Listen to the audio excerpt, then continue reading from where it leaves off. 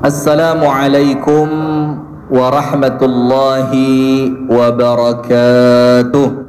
Bismillahirrahmanirrahim. Alhamdulillahi rabbil alamin.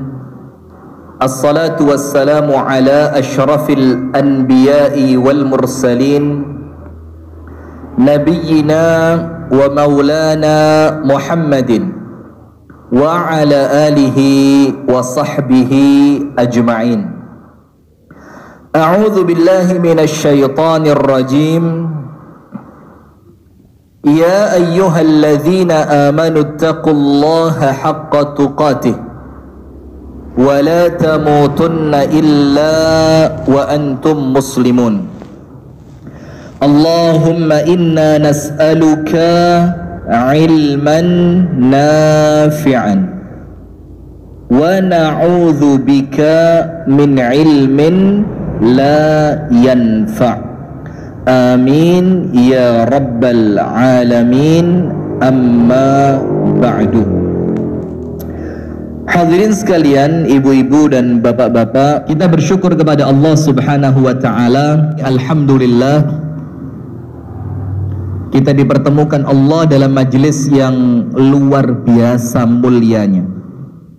Sampai kemudian An-Nabi sallallahu alaihi wasallam itu bersabda dalam hadis yang sahih, apabila kalian melewati taman surga, apa kata Rasulullah? Farta'u, maka mampirlah walaupun cuma sebentar.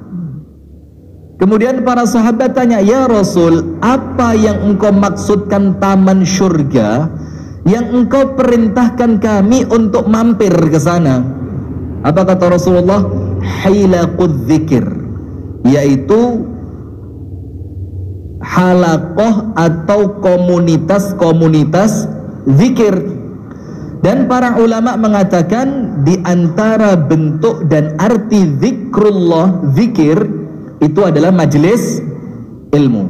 Nah, maka saking besarnya keutamaan majelis ilmu, maka tidak semua orang oleh Allah diberi kesempatan. Seperti yang antum juga sampaikan tadi, ini majelis yang Allah berikan keutamaan luar biasa, maka tidak semua orang dikasih kesempatan hadir. Karena orang yang duduk di majelis taklim keinginannya oleh Allah dikabulkan. Maka saya terus ngomong di setiap majelis yang saya isi, saya bilang sambil ngaji monggo sambil doa. Doain orang tua kita, doain anak kita, doain keluarga kita, doain orang-orang yang kita kenal yang sedang sakit, ada masalah, doain diri kita, doa sama Allah yang banyak. Kemudian yang kedua, nanti ketika antum pulang, insya Allah biiznillah husnudzon, dosa antum nol. Alhamdulillah kita sama Allah diberikan kesempatan, diberikan kemampuan, diberikan waktu, diberikan kesehatan, akhirnya bisa duduk di majelis yang insya Allah mengingatkan kita kepada Allah, mendekatkan kita dengan sunnah Rasulullah, yang salah satu keutamaannya, man amila salihan min dzakarin aw untha wa huwa mu'minun falanuhyiyannahu hayatan tayyibah. Allah akan kasih kehidupan yang baik buat antum semua. Amin ya rabbal alamin. Salawat beriring salam semoga tercurahkan dan terlimpahkan kepada uswah kita, suri tauladan kita, Nabi besar, Nabi agung, An-Nabi Muhammad sallallahu alaihi wasallam, beserta seluruh keluarganya, seluruh istrinya, seluruh sahabatnya, dan insya Allah bersambung sampai kepada kita semua sebagai umatnya yang setia menjalankan sunnah, mendakwahkan sunnah, dan yang paling penting saat ini bukan mengamalkan, bukan mendakwahkan, tapi memperjuangkan sunnah Nabi ila yaumil qiyamah. Ini kita akan membahas mengenai perangkap-perangkap fitnah. Kalau ceramah tentang fitnah akhir zaman itu sudah banyak antum dengar. Kalau ceramah tentang apa sih fitnah itu, insya Allah antum ngerti. Kalau cerita bagaimana sih kita terhindar dari fitnah, Insya Allah cari di Google, antum buka, keluar 12, 17 untuk terhindar dari fitnah. Kita akan bercerita, akan menyampaikan di hadapan hadirin sekalian perangkap-perangkap fitnah yang kita nggak sadar. Bahwa yang kita lakukan, yang kita amalkan, yang kita kerjakan, yang kita sampaikan, itu terkadang juga termasuk perangkap yang akan mengarahkan kita masuk ke dalam fitnah. Antum dengar berita kemarin, ada salah satu ikhwah kita yang nendang sesajen di Semeru. Tahu beritanya? Sekarang berbalas apa? Apa yang menjadi dampak dari perbuatan itu apa sekarang? Dibales 1000 sesajen untuk kota titik-titik, arak-arakan 1000 sesajen titik-titik, mengumpulkan sukarela 1000 satu dibalas berapa? Bukan 1000 sudah ribuan. Nah sekarang kita mau tahu enggak? Memang yang kita amalkan itu, saya yakin insya Allah kita husnudzon sama saudara muslim kita. Dia niat mau memurnikan tauhid. Dia tidak rela ada suatu persembahan yang dipersembahkan untuk selain Allah. Walaupun itu untuk Allah pun caranya juga tidak benar. Maka dengan semangatnya, dengan niatan baiknya itu ditendang. Tapi kenapa di video? Juga antum tidak tahu itu punya siapa. Jangan-jangan memang untuk orang-orang yang beragama non-Islam, yang itu ritual agama mereka. Sementara kita dikatakan oleh Allah, lakum dinukum waliyadin. Kalau orang Islam yang mengamalkan masih lumayan lah, kita bisa lakukan itu. Lah kalau itu punya orang Hindu, kalau punya orang yang memang agama dia mengajarkan tersebut seperti kejawen atau yang lain, nah maka tanpa kita sadari ada fikih dakwah yang memang sebelum kita berdakwah kita harus ngerti duluan. Tak kasih contoh. Saya kasih contoh. Insya Allah ini saya sampaikan tulus ya. Saya tidak ada, jarang saya ceramah nyindir fulan, nyindir kelompok alan, itu sudah tidak masuk sudah. Selewat zamannya wis lewat. Sekarang dakwah itu mau cari bekal kalau besok mati gitu aja. Kalau besok saya mati, apa bekal saya ngadep kepada Allah. Kita bersihkan hati, bersihkan lisan, kita bersihkan muamalah kita, kita bersihkan ibadah kita, kan begitu ya? Karena kita ini dakwah bukan modal Allahu Akbar, menikmati ternyata jalannya salah. Nah kan ya kesian, eman ya. Nah sudah. Maka saya sampaikan ini, insya Allah saya nyampaikannya buat bekal kalau besok saya meninggal. Dan antum mudah-mudahan jadi saksinya. Amin. Nah begini hadirin, saya kasih satu contoh. Ketika Rasulullah SAW itu melihat Ka'bah, kan Ka'bah yang ada sekarang hadirin, itu bukan seperti Ka'bah yang awal dibangun oleh Nabi Ibrahim dan putranya Nabi Ismail.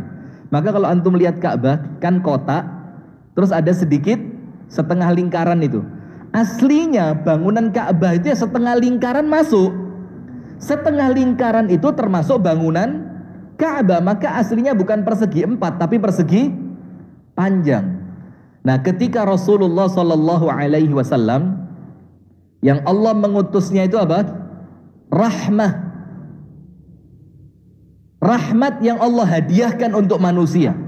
Tentu dakwahnya juga dakwah yang apa? Rahmat. Nah sudah. Maka Nabi SAW melihat Ka'bah tidak sesuai bangunan asli yang dibangun oleh Nabi Ibrahim dan Nabi Ismail. Apa Rasul katakan kepada ibunda Aisyah? Fima ma'na, dalam hadis yang kurang lebih maknanya begini. Wahai Aisyah radhiyallahu taala anha, kalau saja umatmu ini tidak baru masuk Islam, artinya umatnya dalam keadaan baru masuk Islam, apa Rasul katakan? Akan aku hancurkan Ka'bah ini Dan akan aku bangun kembali seperti Ka'bah yang dibangun oleh Nabi Ibrahim bersama Nabi Ismail. Tapi karena kaummu masih baru masuk Islam, saya khawatir nanti dikira Muhammad datang hanya untuk menghancurkan Ka'bah.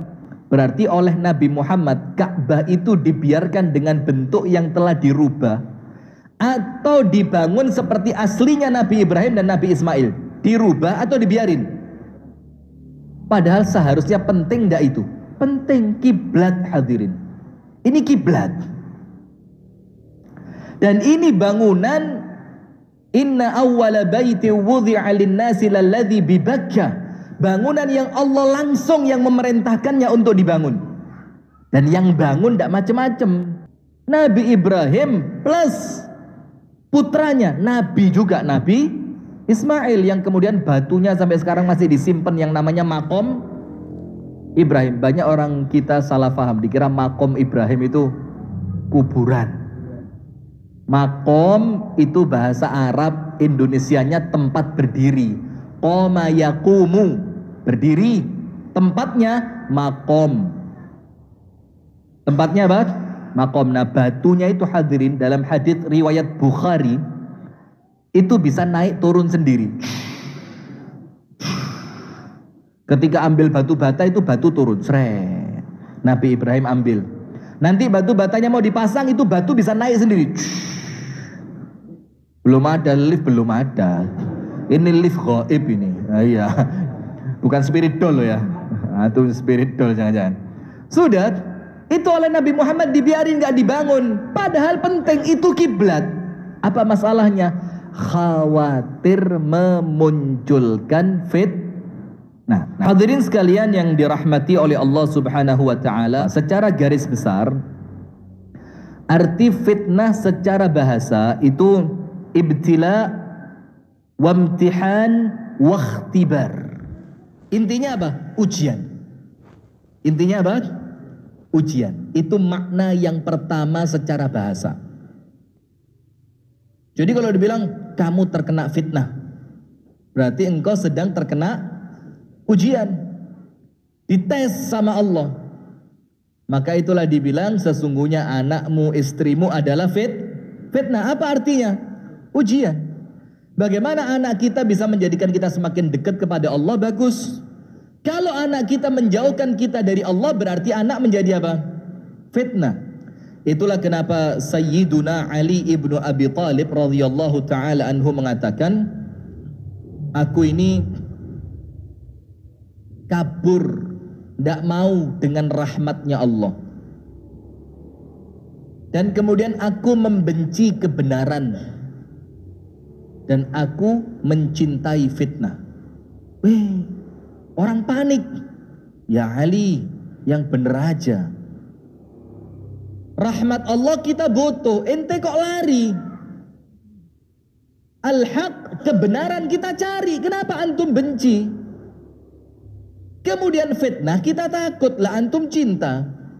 Apa kata Amirul Mukminin Ali ibnu Abi Thalib? Yang pertama, saya lari kabur dari rahmatnya Allah karena Rasul mengatakan hujan itu adalah rahmat. Antum kalau hujan bagaimana? Nyiup. Apa bahasa Inggrisnya? Berteduh. Berteduh. Berarti antum lari dari apa? Rahmat. Kemudian membenci kebenaran. Apa arti membenci kebenaran? Allah dan Rasulnya menjelaskan al-mautu haqqun. Kematian itu apa? Kebenaran. Siapa yang pengen mati? Angkat tangan. Benci. Sampai Ibunda Aisyah mengatakan, ya Rasulullah, siapa yang tidak benci mati? Dan begitu. Kemudian aku mencintai fitnah. Ali bin Abi Thalib mengatakan karena anak dan istri oleh Allah dikatakan fitnah, maka aku mengatakan aku sedang mencintai anak dan istriku. Nah, maka yang pertama kalau antum ngomong fitnah, fitnah itu artinya apa? Ujian. Arti yang kedua, fitnah itu apa?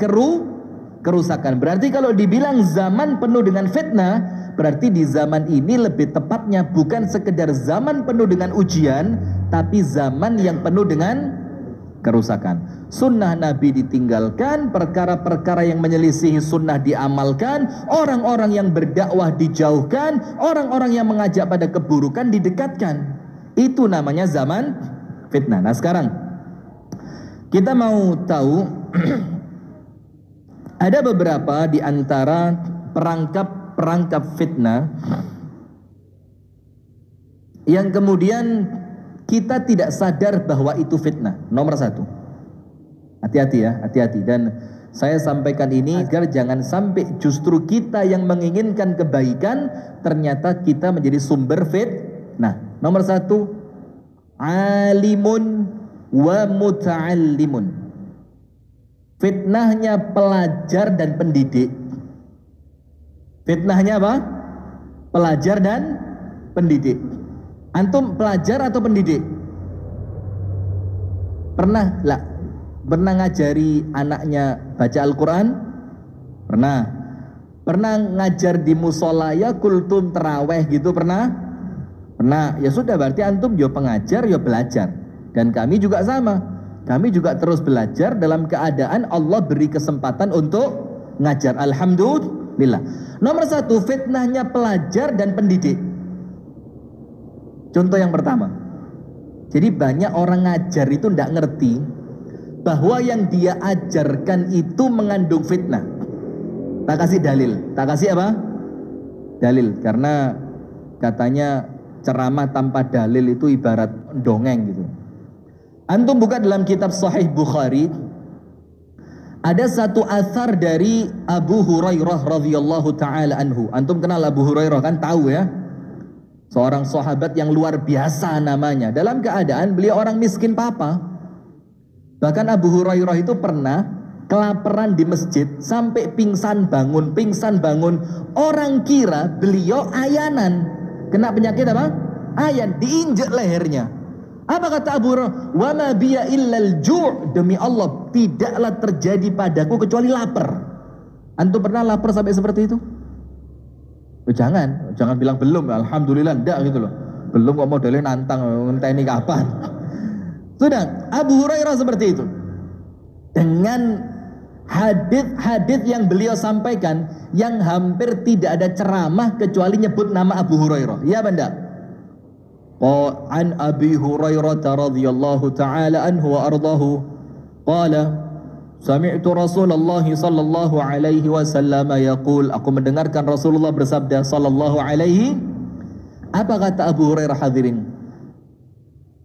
Dalam hadis fima makna yang kurang lebih maknanya begini. A'tani Rasulullah sallallahu alaihi wasallam wi'aini mali'aini bil ilm.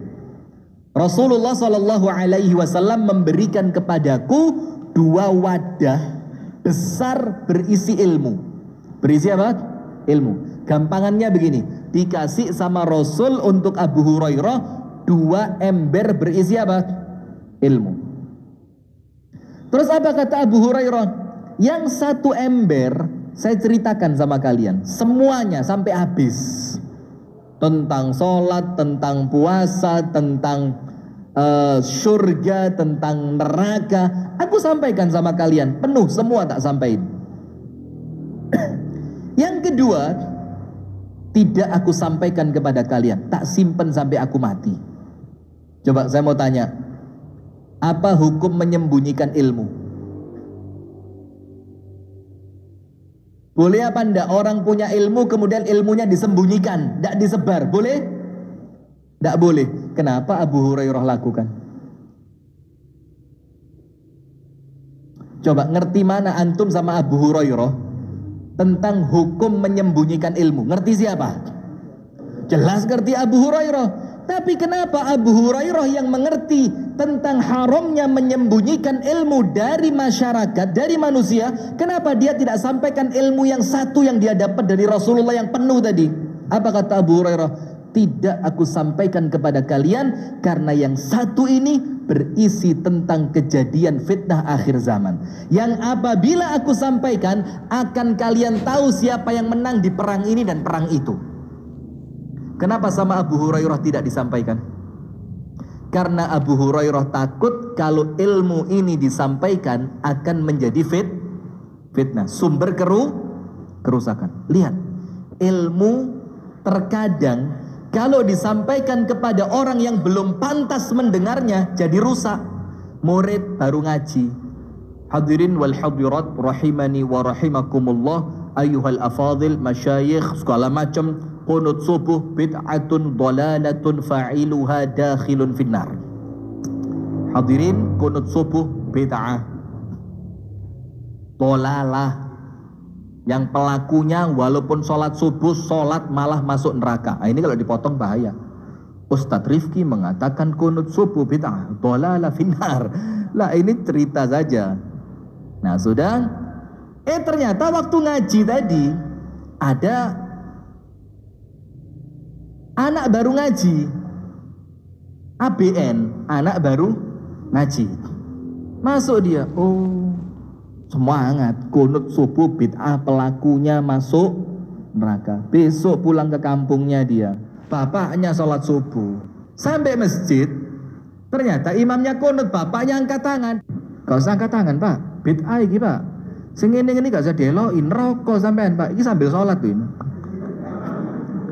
Rusak apa enggak? Padahal yang dia sampaikan ilmu atau bukan? Ilmu. Kenapa ilmu merusak? Karena disampaikan dan tersampaikan kepada orang yang belum selayaknya mendengarkan. Itulah hadirin kenapa orang cari ilmu itu at-tadarruj. Apa tadarruj itu? Bertahap. Belajar kitab yang kecil dulu. Ketika dia sudah menginjak kitab yang besar, kecampur antara ilmu yang dia dapatkan dari kitab yang besar dengan kedewasaan berpikir yang terbangun mulai awal. Faham? Maka majelis taklim umum semacam ini jangan bahas materi yang berat. Karena pendengarnya siapa? Umum. Kasih tahu aja bagaimana sholat yang sempurna, bagaimana mencintai Allah Ta'ala, bagaimana memuliakan sesama muslim. Karena kalaupun materi berat disampaikan, yang ngerti paling tidak sampai sepertiga. Mustalah hadis, usul fikih, usul tafsir, al-jarah wa ta'dil. Ngerti sampai apa itu jarah wa ta'dil itu? Nah itu yang pertama hadirin, fitnahnya murid dan pelajar, pendidik. Kenapa? Terkadang ada sesuatu yang belum waktunya disampaikan, dia sampaikan. Atau ada sesuatu yang belum waktunya diamalkan, dia amalkan. Yang kedua, khilaf ma alaihil mujtama', menyelisihi keumuman yang ada di masyarakat. Antum tahu Al-Imam Malik bin Anas rahimahullahu ta'ala, guru dari Al-Imam Asy-Syafi'i rahimahullahu ta'ala, wa nafa'allahu bi'ulumihi. Semoga Allah menjadikan kita bisa mengambil manfaat dari ilmu mereka, amin. Sudah, suatu hari Imam Malik itu safar. Di waktu sholat Imam Malik masuk ke suatu masjid.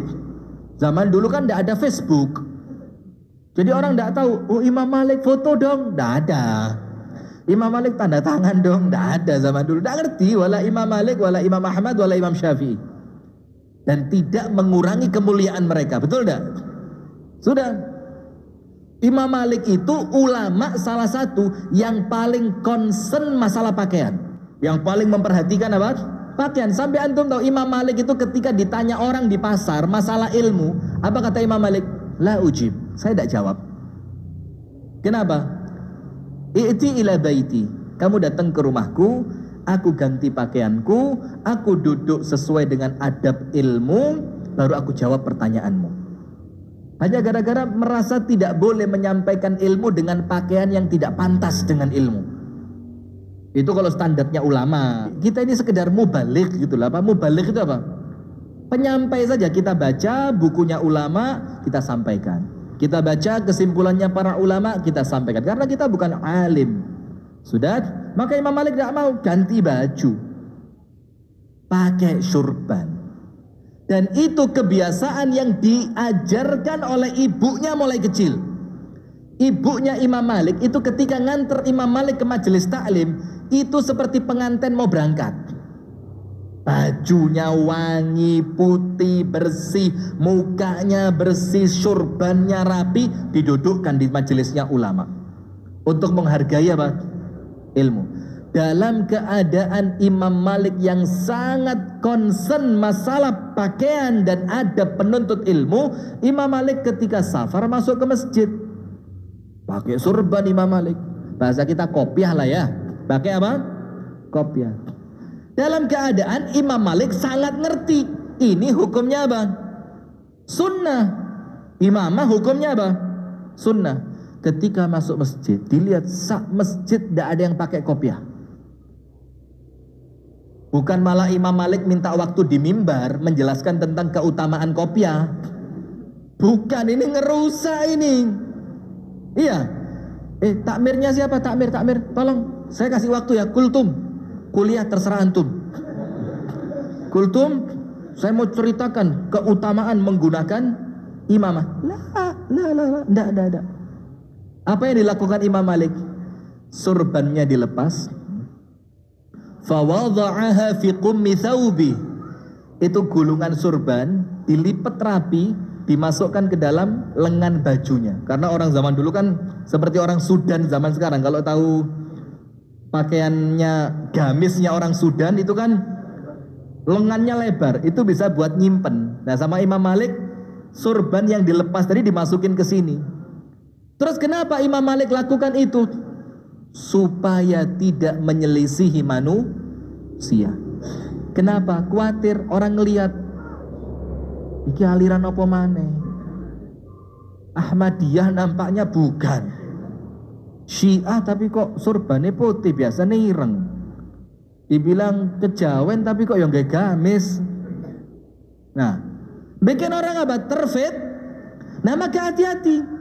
Menyelisihi keumuman masyarakat di dalam perkara yang tidak dilarang oleh syariat itu makruh. Apa?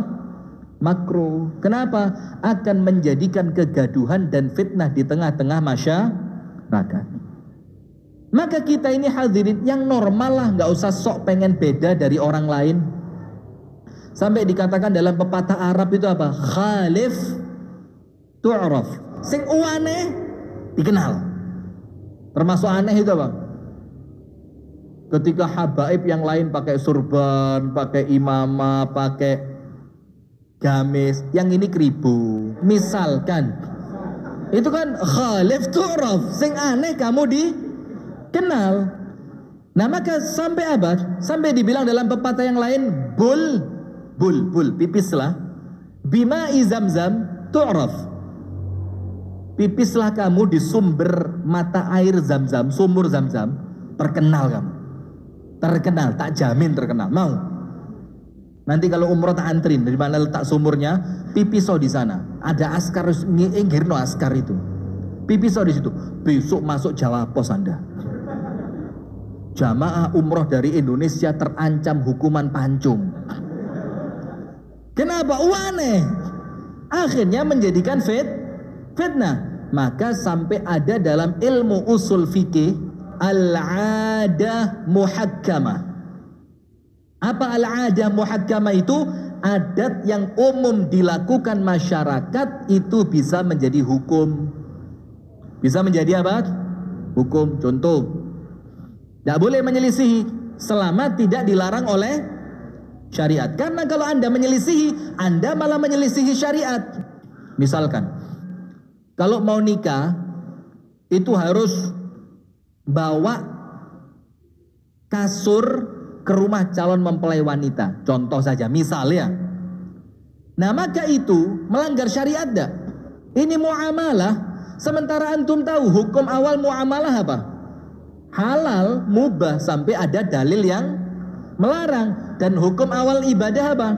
Haram sampai ada yang memerintahkan, baik dalil Al-Quran maupun As-Sunnah. Nah, ketika itu sekedar ada kebiasaan muamalah, maka antum jangan nolak, jangan dirusak. Menyelisihi kebiasaan masyarakat itu menjadikan kita akan memunculkan fitnah. Akan memunculkan apa? Fitnah.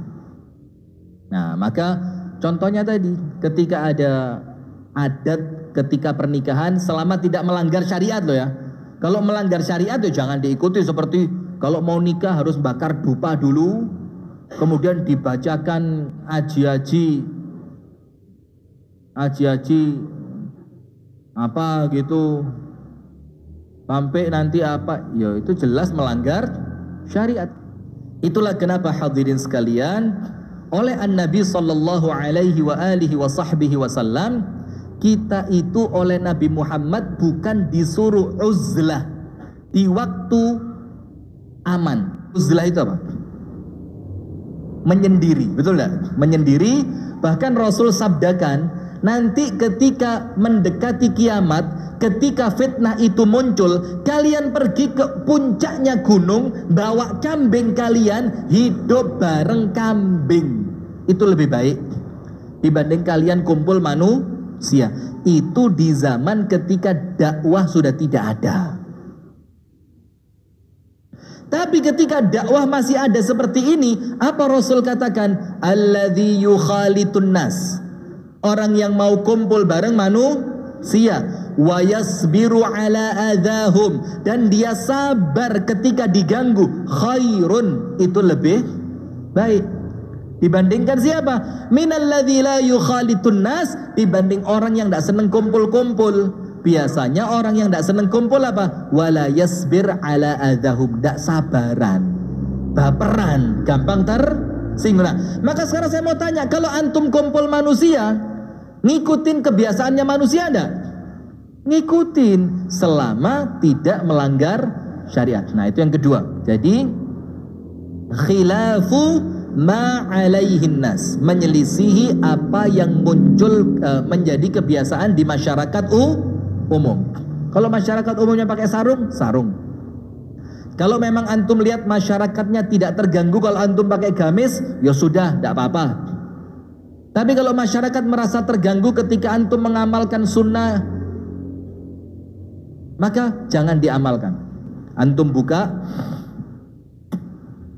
dalam kitab Syarah Riyadus Shalihin yang diberikan penjelasan oleh Asy-Syaikh Muhammad bin Shalih Al-Utsaimin rahimahullahu taala. Apa Syekh Utsaimin katakan? Ahyanan, terkadang, tarkus sunnati minas sunnah, meninggalkan sunnah itu justru sunnah. Terkadang, jadi tidak selalu loh ya.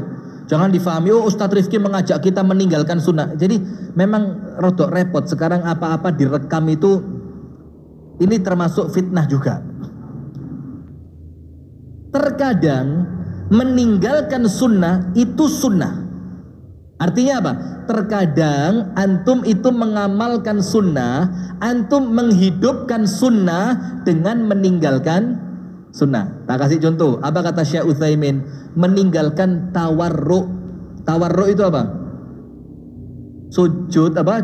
Duduk tahiyat ketika sholat 3 rakaat atau 4 rakaat, tahiyat akhir. Duduknya yang kaki sebelah kirinya itu dikeluarin dikit, betul enggak? Dan itu untuk space, tempat, lebih makan tempat dibanding duduk iftirash, ya enggak? Kalau iftirash kan cuma 2 kaki aja santai, dia enggak seberapa makan tempat. Tapi kalau duduknya tawarruk yang sedikit miring begini, itu kalau orangnya sedikit dapat nikmat kelebihan berat badan gitu ya, nikmat tuh ini. Ini miringnya gini, orang 3 bisa gerutuk gitu. Malah rusak salatnya orang ya. Nah, maka kata Syekh Utsaimin, terkadang meninggalkan sunnah duduk tawarruk ketika tahiyat akhir itu malah sunnah, padahal sunnahnya tawarruk. Tapi kalau antum memaksakan diri tawarruk, nanti orang sebelah antum malah apa? Terganggu. Maka supaya orang tidak terganggu, maka jangan menjadikan mereka merasa terganggu, termasuk dalam model baju. Contoh yang lain. cium Hajar Aswad, hukumnya apa? Hukumnya apa? Sunnah. Menyakiti orang Islam dengan sikumu, hukumnya apa? Haram. Berarti ketika antum ingin mencium Hajar Aswad, tapi bisa nyium dengan cara harus nyakiti orang Islam, maka mendingan yang sunnah mencium Hajar Aswad ditinggalkan. Yang penting saya tidak melakukan yang haram, yaitu menyakiti orang Islam. Nah, maka dari sini ingat, tarkus sunnah ahyanan minas sunnah. Terkadang termasuk sunnah itu dengan meninggalkan sunnah. Wes, itu yang kedua. Jadi perangkap-perangkap fitnah. Nomor 3, bangun masjid. Binaul masjid. Ustadz, yang bener aja antum kalau ceramah. Bangun masjid kok fitnah, itu ya apa? Bisa enggak bangun masjid jadi fitnah? Bisa enggak bangun masjid jadi fitnah? Bisa. Dan ini perangkap fitnah, hadirin. Apa maksudnya? Di desa antum ada satu masjid jami, Masya Allah, dibangun mulai tahun 1709. Masjid cagar budaya gitu. Sudah, masyarakat satu kampung enak sholat ke situ rukun. Dan masjidnya pun tidak penuh-penuh amat, sehingga masih menampung warga desa. Maka ketika antum merasa itu tidak bisa Ustaz, anak sholat di situ, kenapa? Isinya itu ahlul bid'ah semua Ustaz. Sholat ke situ itu hati kayak panas gitu. Jadi sholat itu bukan mendekat ke surga Ustaz. Itu sholat seperti sedang ngicipin neraka Ustaz. Coba. Akhirnya ketika antum merasa itu masjid yang penuh dengan bid'ah, antum berusaha apa?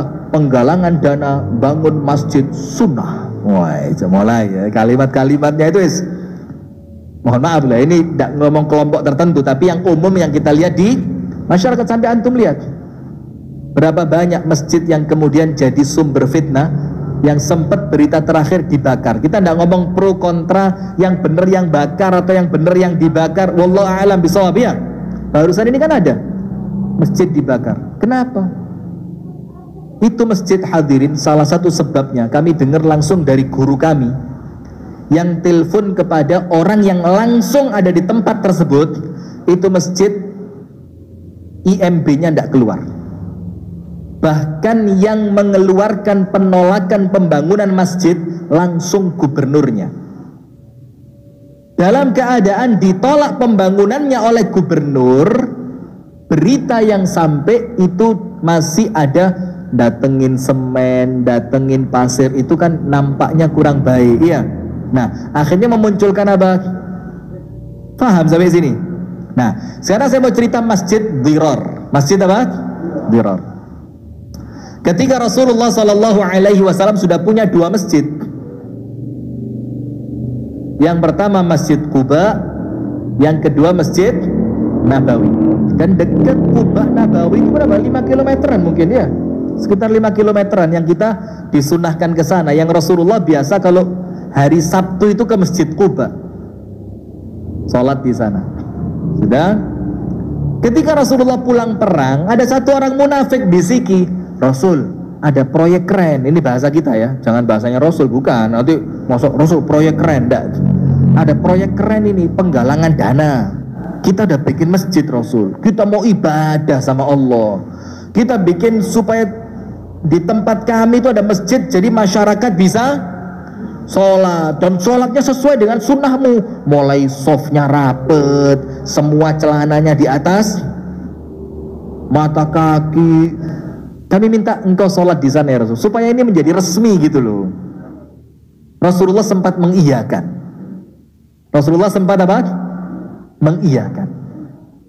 Tapi apa yang terjadi, hadirin? Ketika Rasulullah sudah mau berangkat sholat ke sana, oleh Allah diingatkan, la taqum fihi abadan. Jangan masuk. Jangan sholat di situ. Jangan berdiri di situ. Ya Rasul, ini masjid loh. Kenapa engkau tidak boleh sholat di situ? Allah katakan apa? Ini masjid dibangun untuk apa? tafriqan bainal muslimin, memecah belah umat Islam. Sekarang lihat, perpecahan umat itu fitnah atau bukan? Fitnah. Lalu terus Allah katakan, masjid yang pertama kali dibangun di atas ketakwaan, engkau lebih pantas sholat di sana. Yaitu maksudnya Allah masjid apa? Nabawi, atau masjid lebih awal lagi Quba, kan begitu. Nah, maka hati-hati hadirin, bangun masjid itu juga perlu difikirkan matang-matang. Seperti yang kita tahu di Yogyakarta ada masjid yang namanya Jogo. Kan nampaknya untuk kita kan awal-awalnya dulu aneh. Loh, masjid itu namanya Babus Salam, masjid itu Baitur Rahmah, masjid itu Nurul Falah, masjid itu Barokah. Ini kok masjid Jogokarian? Ini nama nabi siapa ini? Atau Asmaul Husna atau apa ini? Ternyata penamaan dengan nama Jogokarian itu nama wilayah. Tujuannya apa? Untuk skup dakwah. Berarti pada lingkungan Jogokarian masjidnya ini. Untuk dakwah di sekitaran Jogokarian dipusatkan di sini. Untuk masyarakat Jogokarian diharapkan sholatnya ke sini. Coba kalau di situ ada masjid satu lagi, terus masjid yang satu itu pakai klaim lagi, diklaim ini masjid lebih mendekati Bukhari Muslim ini. Semua amaliyah di masjid kita itu bisa dicarikan dalilnya dalam Bukhari Muslim. Antum mau hadis nomor berapa, pojok sebelah mana, kita carikan nanti. Mulai masjid itu sunnahnya tidak ada tiangnya, karena tiang itu nanti memecah shaf. Sampai masjid itu tidak boleh ada mihrabnya. Antum tahu tidak hadirin, Syekh Albani rahimahullahu ta'ala dalam kitabnya sifat salat Nabi, kalau saya tidak salah, tapi saya pernah baca, itu mengatakan mihrab ini bid'ah. Mihrab ini apa? Bid'ah. Jadi menurut beliau, dan ini sama sekali tidak jadi masalah loh ya. Jadi bukan berarti kita mengatakan ini seakan-akan kita menyalahkan Syekh Albani. Loh, sopoana siapa Syekh Albani, betul tidak? Beliau ulama yang luar biasa, jasanya besar, ilmu hadisnya luar biasa, dan beliau seorang ulama yang memang sudah sepak terjangnya itu diketahui dan diakui. Tapi ingat, beliau mengatakan mihrab itu hukumnya apa? Bid'ah. Jadi yang betul kata beliau, itu masjid itu ya kotak saja sudah, kotak aja. Nanti shaf yang pertama itu imam, baru shaf kedua, ketiga itu diisi makmum dan seterusnya. Nah, tapi artinya hadirin, jadi ketika antum mau bangun masjid itu harus diskusi betul dengan masyarakat, panggil tokoh-tokoh masyarakat, betul enggak? Tujuannya apa?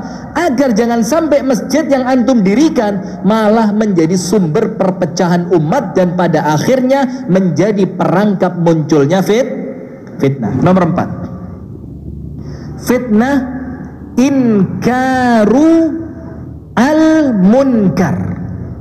Fitnah apa? Inkarul munkar. Apa inkarul munkar itu? Mengingkari kemungkaran. Antum saya yakin pernah dengar hadis, man ra'a minkum munkaran falyughayyirhu biyadihi. Barang siapa di antara kalian melihat munculnya kemungkaran, kalimatnya Rasulullah apa? Fal yughayyirhu biyadihi. Ini fi'il amr dan langsung tidak nunggu besok, langsung rubah kemungkaran itu dengan apa? Yad, tangan, kekuatan, kekuasaan. Baca penjelasan Al-Imam An-Nawawi rahimahullahu ta'ala dalam kitab Syarah Sahih Muslim. Apa Imam Nawawi katakan? Inkarul munkar bil yad falyughayyirhu biyadi, dengan tangannya, kekuasaannya, kekuatannya, liwulati umuril muslimin, untuk orang yang berwenang, pemerintah. Jadi bukan mentang-mentang rubah dengan kekuatan, hancurkan. Antum yang besok hancur masuk daftar teroris nasional. Nggak usah kepancing emosi. Main cantik. Main apa? Cantik. Kalau antum sekarang langsung fikat, hancurkan, bakar, Allahu Akbar. Besok yang ngomong subhanallah saja tidak boleh. Kenapa? Salah cara. Salah apa? Cara. Boleh tidak Ustaz dengan kekuatan? Boleh. Selama memang antum orang yang berwenang dalam perkara itu. Kalau tidak bisa dengan tangan, fabilisani. Dengan apa? Lisan. Lisan itu hadirin dengan lisan hikmah, bukan dengan lisan bodoh, musyrik, ta'al ya musyrik, masuk neraka cepet syirik. Nah, bilisan itu lisan apa? Hikmah, nasihat. Antum tahu apa Imam Ghazali katakan dalam kitabnya Ayyuhal Walad? Al-Imam Al-Ghazali mengatakan, an-nasihatu sahlun. Nasihat itu gampang, kari ngomong jadi nasihat. Wal mushkilu qabuluha. Yang berat itu nerima. Yang berat itu apa? Nerima nasihat. Nah, maka jangan sampai nasihat yang susah diterima itu antum perberat diterimanya dengan cara menyampaikan yang tidak hikmah. Antum tahu ayatnya, wahai Muhammad, dengan rahmat dari Tuhanmu, lintalahum, kamu bisa lembut kepada mereka. Terus Allah bilang apa? Walau kunta faddan ghalidhal qalbi lan faddu min haulik. Kalau kamu keras hati, kamu kasar, mereka akan apa? Kabur. Loh, kalau mereka kabur, kita mau dakwah sama siapa? Biarin Ustaz, itu orang yang tidak Allah beri hidayah. Loh, antum itu dakwah supaya orang insya Allah dapat hidayah. Itulah kenapa Rasul mengatakan kepada Ali ibnu Abi Thalib, dan antum harus tahu ini hadis keluarnya kapan? Ketika Rasul nyuruh Ali bin Abi Thalib berangkat perang. Lihat, berangkat perang, nasihatnya dakwah. Kita mau dakwah kayak orang mau perang. Gara-garanya inkarul munkar, mengingkari kemungkaran sebelum-sebelumnya kita salah. Cuma mungkin sebagian belum tahu hadis ini keluarnya kapan. Apa Rasul katakan? Bi an yahdiyallahu bika rajulan wahidan khairun laka min humrin na'am. Wahai Ali, kalau ada satu saja orang yang Allah beri hidayah lewat kamu, maka lebih baik untukmu dibandingkan kamu mendapatkan unta merah. Ini nasihat dakwah untuk Ali yang mau berangkat apa? Mau berangkat apa? Perang. Maka Allah katakan, jangan keras hati, jangan kasar. Kalau kamu kasar, orang pergi dari kamu. Sekarang saya mau tanya, manusia paling tampan sedunia siapa? Lah, para ulama sepakat Nabi Muhammad jauh lebih tampan dibanding Nabi Yusuf. Manusia yang keringetnya bau wangi siapa?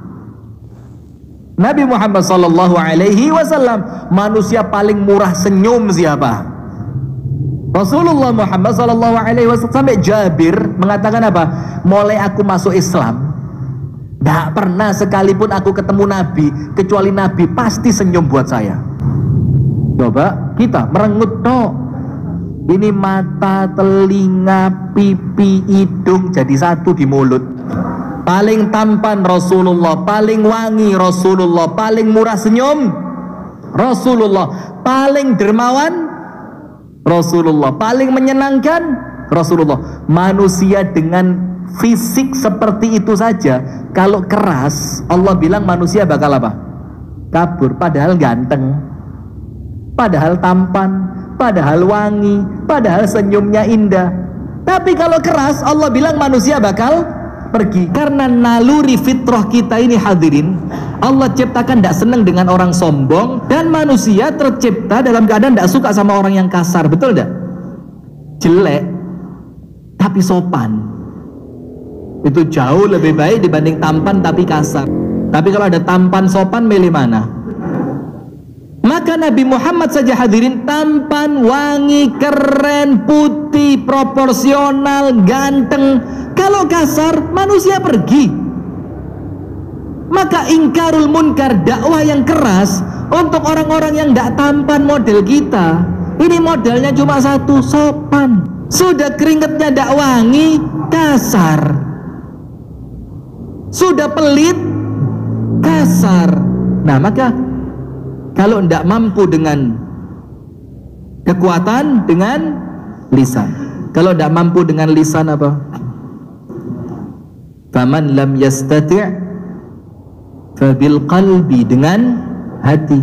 Dengerin penjelasannya para ulama. Rasulullah sallallahu alaihi wasallam kenapa memberikan ruang mengingkari kemungkaran dengan hati, padahal mengingkari kemungkaran dengan hati tidak merubah apapun. Kenapa sama Rasul dikasih ruang? Mohon maaf, di sini ada, kalau acara pernikahan yang kemudian ada pestanya, kemudian ngundang orkes yang biduannya itu pakai rok mini, ada? Normal ya, insya Allah rata lah, di mana-mana ada ya. Itu munkar atau bukan? Kemudian antum ingkari dengan hati, ya Allah saya tidak suka ini ya Allah, ini maksiat ya Allah. Bisa roboh gitu pentasnya? Enggak.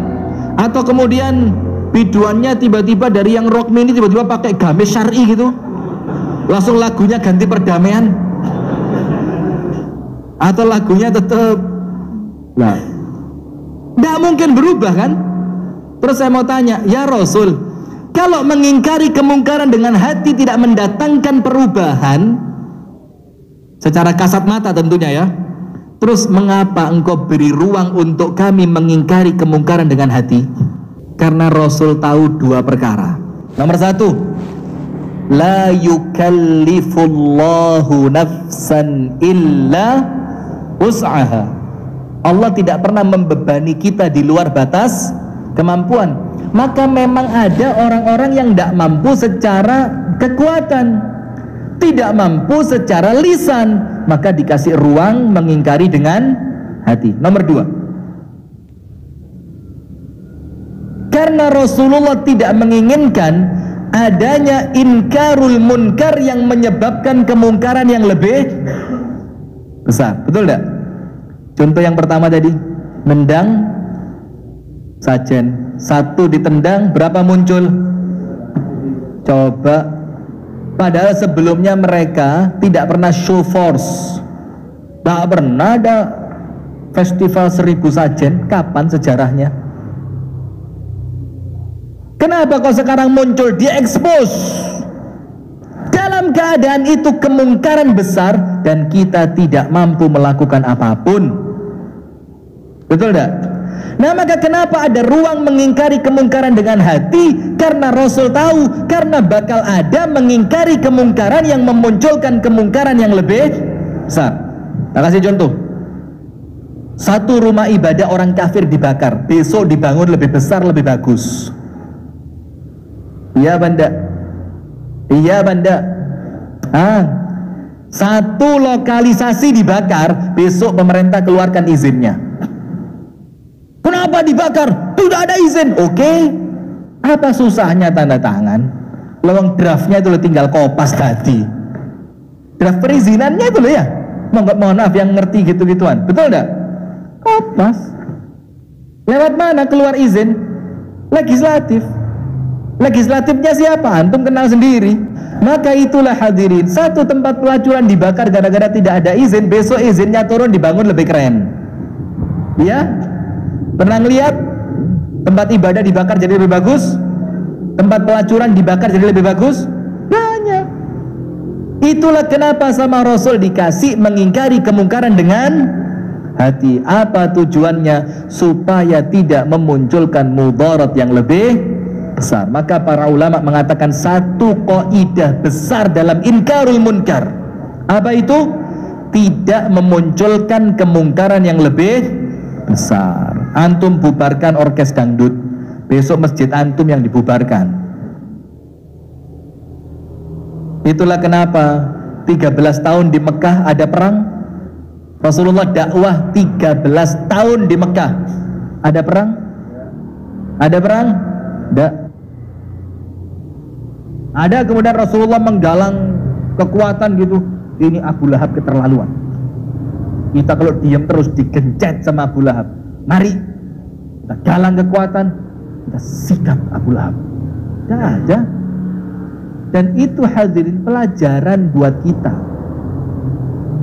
Ada di mana umat Islam perlu nguat-nguati sabar. Sampai Rasul katakan apa? Akan datang kepada kalian tahun-tahun yang penuh dengan kesabaran. Betul tidak?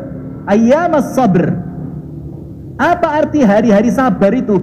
Mengamalkan sunnah dengan sabar, inkarul munkar dengan sabar, mendakwahkan sunnah dengan sabar. Maka Rasul katakan, apa itu? Datang kepada kalian hari-hari penuh kesabaran. Artinya apa? Ketika ngelihat kemungkaran, sabar. Ketika disakiti, sabar. Ketika dakwah, sabar.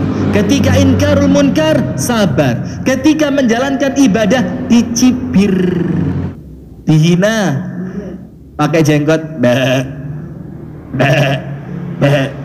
seperti Muhammad Nasir, Allah yarhamu ya, ketika ngomong di delegasi PBB mewakili Indonesia, kan beliau berjenggot. Terus sebagian orang di sana mbak-mbek. Terus kata M. Nasir apa? Saya kira saya disuruh ngomong di depan manusia, ternyata yang dengerin saya kambing katanya. Terus orang-orang itu tidak suka karena beliau ngerokok dan rokoknya kretek. Terus bilang apa? Kami tidak mau dekat dengan kamu, bau rokokmu kami tidak suka. Apa kata dia? Justru karena isinya rokok ini negaramu datang ke negara kami untuk jajah, cengkehnya, tembakonya. Ya ini baunya yang tidak enak ini buat kalian. Begituin. Jadi cerdas itu apa? Pentingnya. Nampaknya saat ini kita sedang mengingkari kemungkaran yang paling keren itu sekedar dengan apa? Lisan. Kalaupun dengan lisan nanti khawatir ada hate speech. Kan ada undang-undang baru sekarang, ujaran kebencian. Maka sudah, sini. Terus turunnya kemana Ustadz? Satu, qu anfusakum. Sudah, diri kita aja dulu. Kemudian apa? Wa ahlikum, keluargamu, istrimu,